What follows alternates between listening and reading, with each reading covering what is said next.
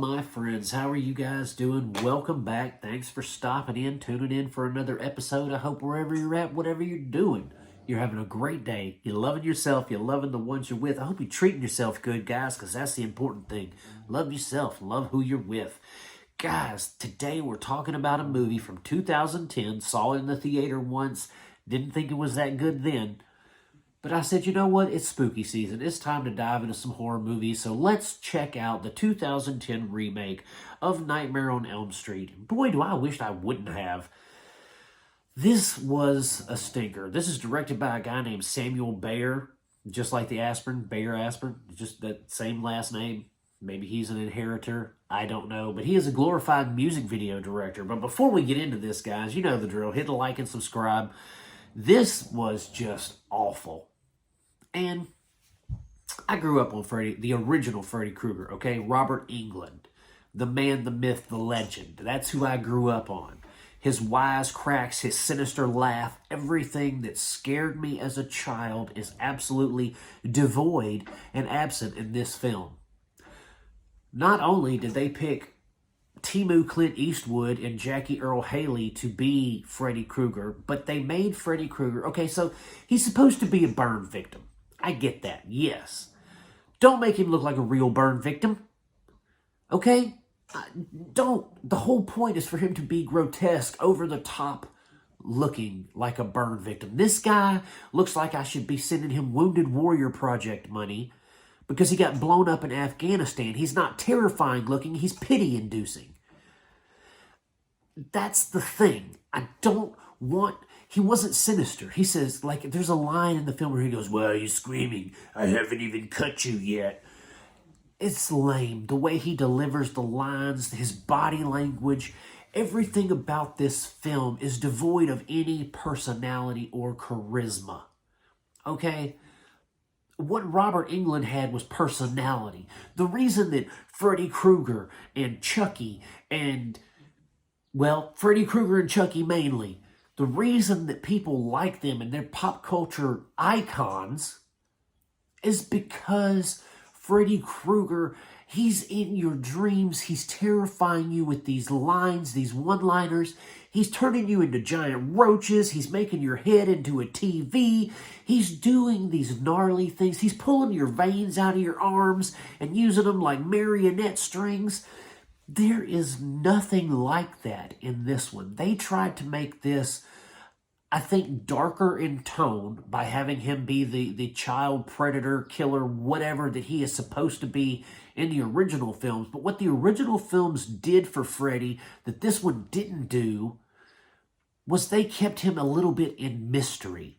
Like, you knew that he was a child killer. We knew that back in the old days. We knew that's what he did. That's what made him scary. We knew he could kill you in your dreams. But there was a lot of mystery to him, and the only thing that revealed him as a character was when he was murdering and killing and doing these things, these heinous acts to people in their dreams. That's how we got to know Freddy.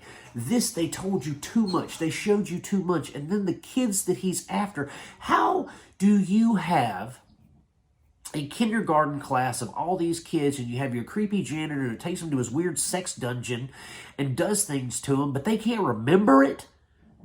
No. Horse manure, that's not believable. Secondly, our main character, our Nancy, played by Miss Mara, Rooney Mara, one of the Mara sisters, she is terrible. She has no personality. The story itself is lazily written, at least in the original. And people want to, at least in the original, she had personality. Her family had, there felt like some teenage angst there. This was all just dumb. This was poorly written. And people want to say, oh, you can't compare remakes to originals and this and that. Yes, I can. Yes, I can. Just like you say I can't, yes, I can. I can compare it because I have the original to go off of. It's like having a book, guys. It's like having an instruction manual in front of your freaking face. And it shows you, it says, hey, this is how you build a Freddy Krueger movie. This is how you do it. You've had X amount of movies to learn from. If you're going to remake it, you're going to take creative liberties, at least keep it in the vein of the franchise. You know what was absent from this film? Cool kills. I mean, there was no veins with marionettes. There was no turning people into cockroaches or feeding an anorexic girl until she pops. There was none of that. And that's what made Freddy Krueger, because it's dreams. Dreams are abstract and wild. All this stuff was your basic, generic slasher movie with a guy who kind of goes in your dreams.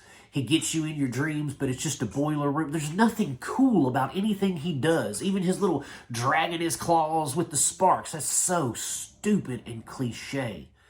The movie's not worth the celluloid it's printed on. And this Samuel Bayer guy, stick to directing your music videos, homeboy, because this ain't for you. You took a beloved franchise. You took a masterfully crafted horror film. Something that has ingrained itself into our society, into our cultural psyche and horror.